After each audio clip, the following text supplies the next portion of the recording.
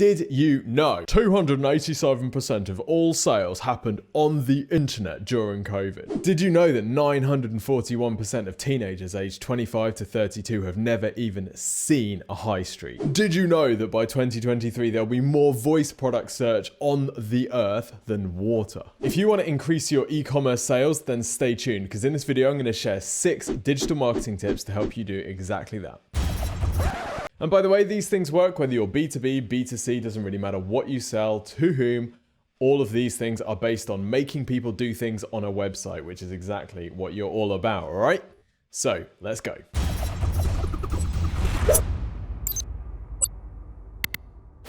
Before we get started, there's actually only 3 different types of thing that you can do to increase e-commerce sales. Firstly, you can increase your conversion rate, i.e. turning more of your website visitors into buyers. The second thing that you can do is to drive more traffic to your e-commerce store. The third thing that you can do is do both of them. Since you're on the Exposure Ninja page and you're obviously an absolute savage, we're going to focus on number 3. So that is doing both increasing your conversion rate and generating more traffic, and my 6 tips are going to combine both of these. Throughout, we're going to share some real examples and even some behind the scenes to illustrate each point. Let's go.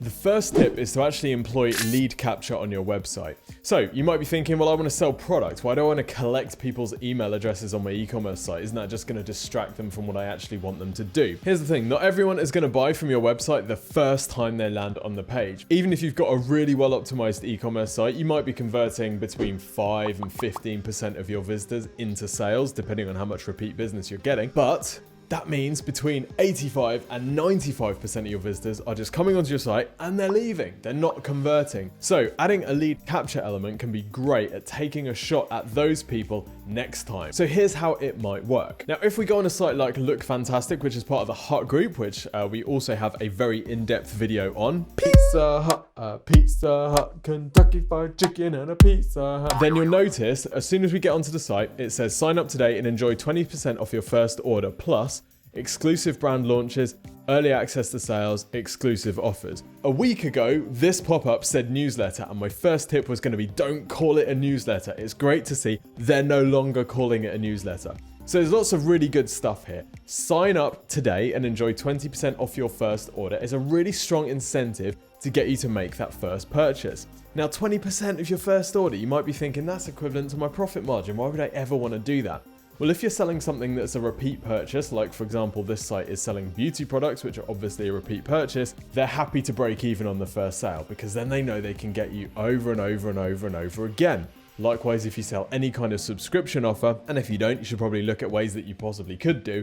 This is a way of getting people over and over and over again. So as long as you can afford to do it and you're not like a one-shot purchase, then some kind of financial incentive to get people to sign up is a really good idea. And by not calling it a newsletter, like they now don't, you're actually removing the low perceived value that's attached with signing up for a newsletter. Like, who actually wants to sign up for a newsletter? I mean, I actually had a sales call earlier on my phone and they said, hey, this is just a quick call to talk about life insurance. Have you got 5 minutes? And I thought, I mean, sign me up for the newsletter while you're at it. No way, Jose. Turns out she wasn't called Jose. But using a model like this can be a great way to build an email list, which you can then run offers to. It also allows you to send checkout abandonment emails to people if you can cookie them as you've got their email address. Comprende, Jose? Tip number B is to install a benefits bar on your site. Now, a benefits bar is a bar that just sits underneath your menu, which gives people a reason to buy from you, or multiple reasons. So you can see here on Coggles, which is another Hut Group property. Check out the Hut Group video if you're interested in more deconstruction about how this business has grown to be such a behemoth.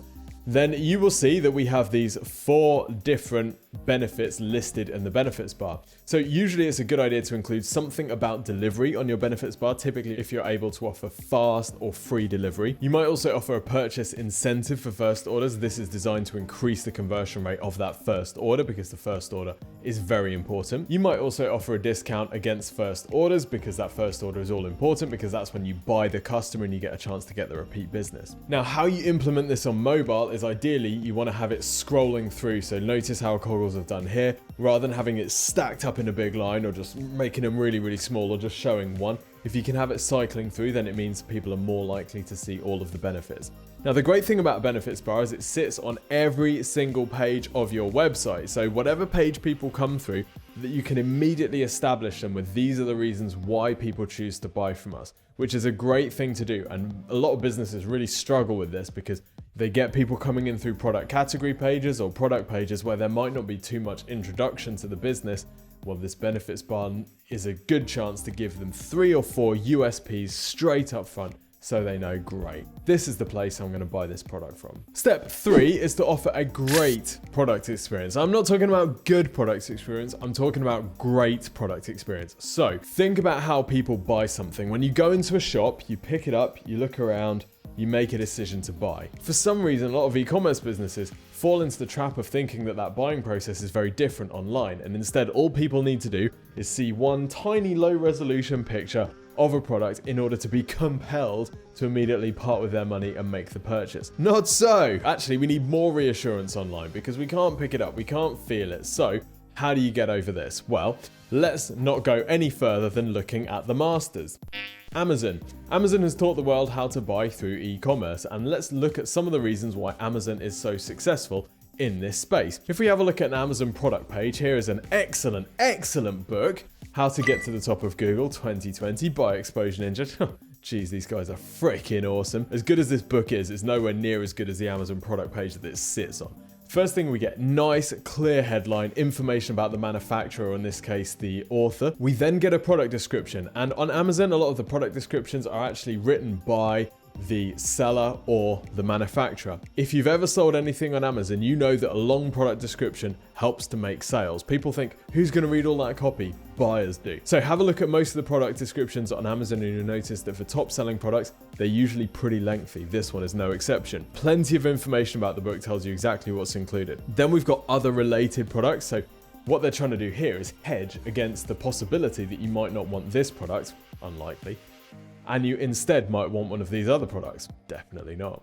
Because what they don't want you to do is leave this page without converting. We've then got more information and of course Amazon's absolute goldmine, the user-generated reviews. These are fantastic because not only do they include target keywords because people write about the things that they've bought, but it's user-generated content. It's really useful for conversion and it increases the amount of time that people spend on the page. So when you're thinking about your product page, I'd also encourage you to think about what are the conversion blockers, i.e. what are the things that will stop people from buying? If they don't get that question answered, they just cannot make a purchase. So for example, often for fashion, a conversion blocker will be the fit of an item. So for example, people are unlikely to buy a shirt if they can't actually see it on someone because they don't know what it's going to look like. And if you can show them people with different body types so they can find someone that's similar to them, great. You'll notice a lot of the larger e-commerce fashion sites now actually show different models at different product sizes. So you can see what it looks like on someone who's more likely to have a body shape like yours, so you can see what the fit is more likely to be. Well, this is really important in fashion because if they can't see what the fit is, they might not buy it, or you might be like ASOS and you might have a 40% return rate because people are buying multiple items and then they'll try them on and see which one fits them best. The more you can help people do that on your website, the less you'll have to deal with those really annoying and expensive returns. For some products, a conversion blocker might be size. So show the product in context. We were reviewing a diamond ring site the other day and the diamond ring's all just shown in isolation on a white background. The trouble is, you're not going to buy a diamond ring unless you can see what it might look like on a finger, so you need to show it. And without that, you're really unlikely to get the sale. For some e-commerce businesses, one of their main conversion blockers between people buying their products and not will be functionality. For example, if you're selling a bag and you don't show people what's inside the bag, what's the pockets, how does it work, it's going to be really difficult for them to justify buying that because they're taking a massive gamble and it's going to be a pain to have to send things back. So give people the full experience. Let me show you an example of an e-commerce store that does a really good job of this. Anderton's Music is a music shop and they sell a whole bunch of different products, including drum kits. Now, if you're going to buy a drum kit online, fairly risky purchase. Usually you'd want to try it out, you'd want to have a go with it. So what they need to do is they need to bypass that objection because that could be a conversion blocker for people. Have a look at how they've done it. So first thing, they show lots of product images. They show you the product at all different angles, nice high resolution photos. They're already trying to upsell me and I haven't even bought yet. Love it. Then we've got reviews, we've got different ways to pay, we've got benefit statements. So rather than having a benefits bar, they've actually got the benefits in their product page. Then we've got the description. This is where the genius happens, because loads of the products on Andertons have actually got individual, unique videos recorded about them. These are great product videos. They show you the product in context. They have people talking about how it works and demonstrating how it works. So this replaces the need to go and try it for people. So this is a really elegant way of getting through those conversion blockers and increasing the conversion rate of those all-important product pages. And my final recommendation under giving a great product experience is reviews. Who wants to be the first person to take a chance on a product? If you've ever been on an Amazon page and you've seen that it's got no reviews, you're like, nope. Why would it be any different for your site? So if you've got products that don't have any reviews yet, a couple of things you can do to get around that. Firstly, contact people who've bought the product and ask them to review it. If you've had no one buy the product yet, then it's up to you to leave a review. And I'm not talking about going in there and using a fake name. Mr. Smith gave it 5 stars. Mrs. Smith gave it 5 stars. No, I'm talking about making a video explaining what the good and the bad features are about the product, being completely honest, showing who it's good for and who might want to choose an alternative. By giving this kind of honest feedback, we can actually start to build trust with the customer, but also bypass their need for third-party reviews because they're like, well, this business is being so honest with me about the good and the bad parts of this product that I still feel like I can trust them. Go and watch the Anderton videos and see how they do it. Tips 4, 5, and 6 are all about traffic. So tip 4 is it's a really good idea to have at least one profitable paid ad channel. For e-commerce brands that have built all of their visibility on organic channels like SEO or social media. Now it can feel a bit scary and maybe undesirable to start bringing in paid advertising. But here's the thing, having at least one paid traffic source that you can focus on particular product categories or even particular products that you need to sell more of, not only allows you to level out the inevitable fluctuations that happen with organic traffic, but it also insulates you against the effects of any possible negative impacts from algorithms, which unfortunately can be a thing whether you're focusing on SEO or social media. But not all paid ad campaigns are created equally. Have a look at this Google Shopping campaign that we've been running for a client and notice how over these 8 months we've been able to increase the number of conversions that comes through the website, that's the red line, whilst decreasing the cost per conversion.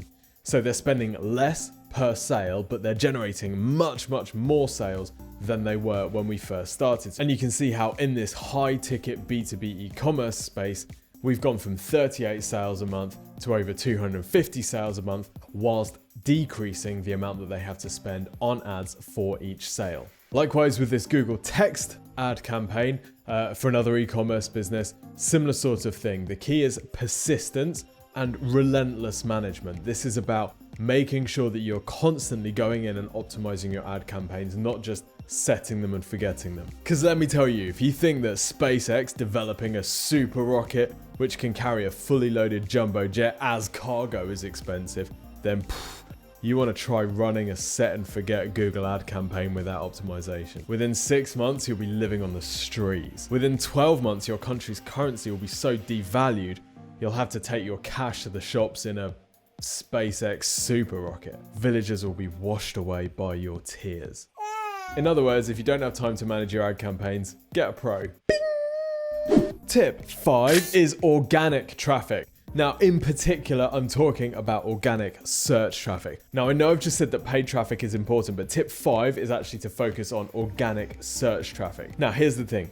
Yes, you want paid traffic to your site, but if you only grow your business through paid traffic, you're always going to be paying for every user that you get. Whereas if you can get your website ranked prominently for people that are actually searching for the products that you sell, bingo, that is the most qualified traffic. And of course, every visitor is free. So if you said to me, what sort of website visitors can you have? You could have anyone. I would say, get me to the top of Google. I want to be found by the people who are searching for exactly what it is that I sell. Now, as an e-commerce store, you've got 2 ways of ranking. You have commercial pages and you have informational pages. So your commercial pages are like your product and your category pages, which are more likely to rank for phrases that Google decides have commercial intent. So for example, if you're trying to rank for red size 6 Nike shoes, then that's likely to be a product page or a category page that's going to show up. Then you've got the content pages on your site, so things like blogs and knowledge bases.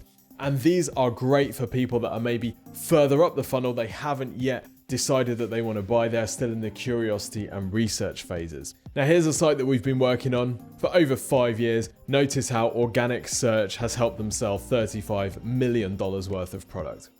Boom! But weirdly, they're not viral on TikTok yet. Here's the thing, organic search takes time. Tip number last is all about using influencers. Now, just like swinging, influencers aren't right for everyone, but if your business can use influencers, then it's an experience that you probably want to give a go at least once. Now, possibly the greatest example of an influencer marketing-led e-commerce store is Gymshark. My name's Tim Cameron Kitchen, and I'm head ninja at a digital marketing agency called Exposure Ninja. Now, we love reverse engineering. I'm going to show you the marketing that's helped Gymshark to go from 0 to over £150 million in revenue, one of the world's most competitive apparel markets, sportswear. This is one of the greatest business growth stories of our generation. We're going to look at how their website has evolved over time. We're going to take a look at their social media. We're going to take a look at SEO, and we're going to put it all together into some lessons that you can learn if you're looking to tap into some of that ridiculous growth for your business. We've done a much more in-depth video on the backstory and the digital marketing success of Gymshark, which looks into their influencer marketing strategy.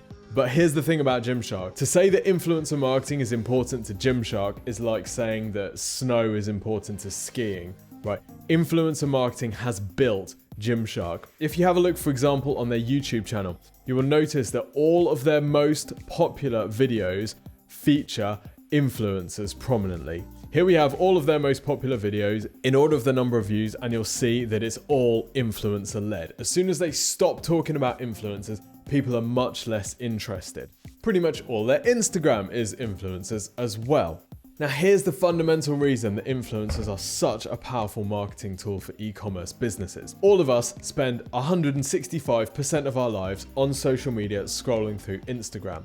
And when we are scrolling through Instagram 27 hours a day, what we're really looking for is we're looking for people. We connect most with people. Yes, we might follow some brands, but typically the strongest connections that we have on social are with people, and the most influence is built from someone showing us into their lives and us having a connection with them. This is why influencers are so powerful, and this is why brands like to tap into influencers.